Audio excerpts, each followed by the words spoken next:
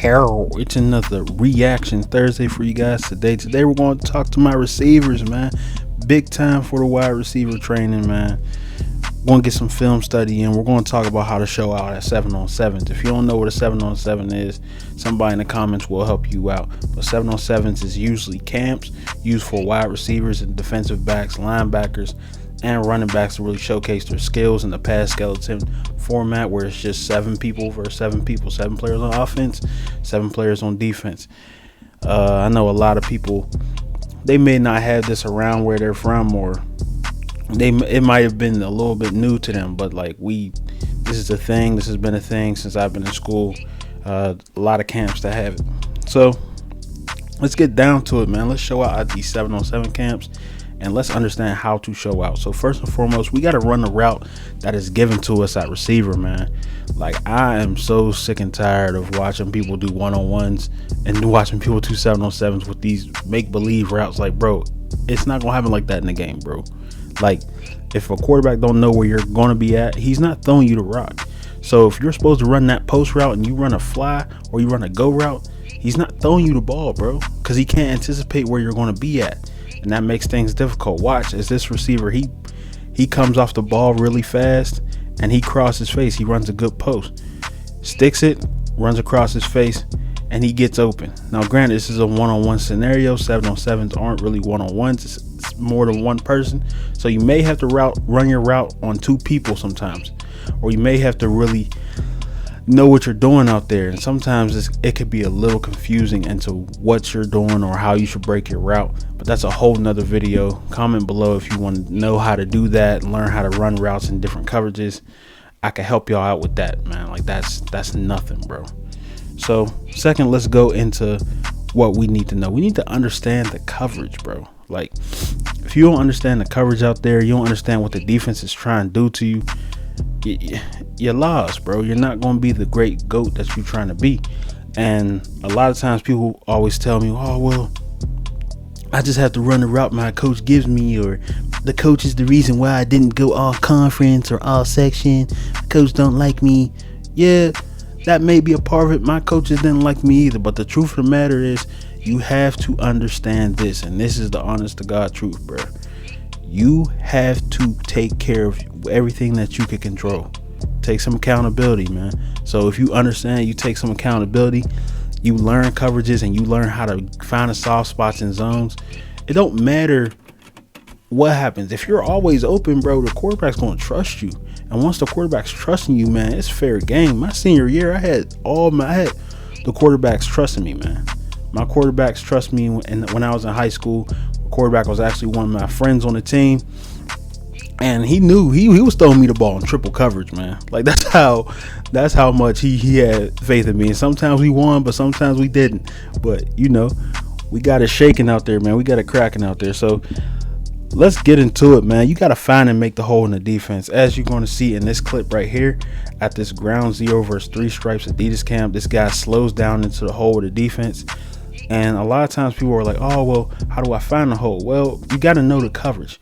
And even if you don't know the coverage, a lot of times, as you see right there, he just separated from his defender, found a hole in the defense. His route actually was right in the hole.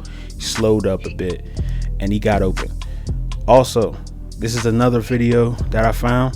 This guy does a great job, and this is actually more evident. You can see it. This guy ends up running a hitch, finds a soft spot, and gets open.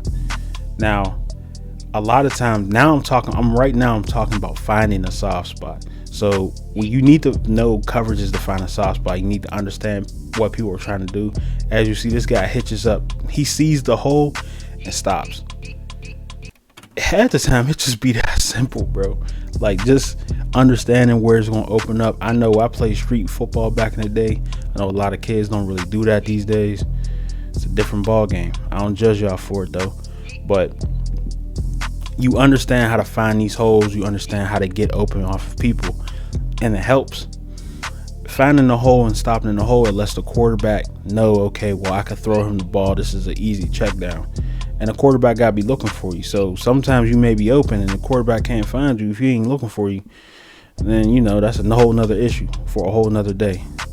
But as you're going to see in this route, this is a little different. He kind of makes a hole. Now, there's a difference between finding a hole and making a hole. Now, he makes a hole because he literally stops his route. I'm gonna rewind this, man. This is gold, man. You're not gonna find nobody else that talk about this, bro. Because dude wasn't out here making holes. Now, he made the hole because he slowed down in the pocket of the defense. He stopped his route. And a lot of times when you understand the coverage, you can make a hole. I know a lot of times when I was in high school, I was running slant routes in a cover 2. Now, when I'm running slant routes in a cover 2, all I know is this corner is going to try to funnel me outside. He's not going to funnel me outside. Now, all I'm about to do is I'm about to take him wide a little bit. I'm about to rip under him, and then I'm about to look for the ball quick. Once I look for the ball quick, I'm slowing up in that hole a little bit. I'm separating from the D-back, and I'm slowing up in that hole. You want to slow up a little bit just so they know, okay, well, he's open. Yeah, I'm open. Look in the windows. And quarterbacks are taught to look in the windows and watch him through the windows.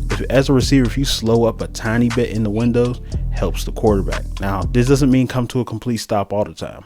Sometimes it's just a change in gear. Sometimes it's not full speed. Sometimes it's like, okay, let me run 75% through this, because you're still playing football. You can still get your block knocked off, but slow up, find a soft spot in the zone, catch the ball, get upfield. And that's the last part, man. You gotta understand, you gotta make people miss in 7-on-7s. 7-on-7s is about showcasing your skill. If you can make people miss, a lot of coaches is going to want you. A lot of coaches are going to want you to play. You're going to be a guy that makes plays. So you have to make people miss. Make these people think, oh well, he's not an easy lick out here. He's not going to give it up easy. And that's everything in 7-on-7s, man. Literally. So we gotta run the route that is given, man. Don't be out there running make-believe routes. Separate from the D-back and get open. Understand the coverage, find a soft spot, and make a soft spot.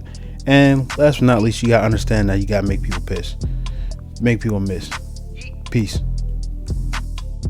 Check this video out on the screen if you want to be mean on that green, or real on that field, or extort on that court. The No Baller Left Behind Act supports this video. You feel me?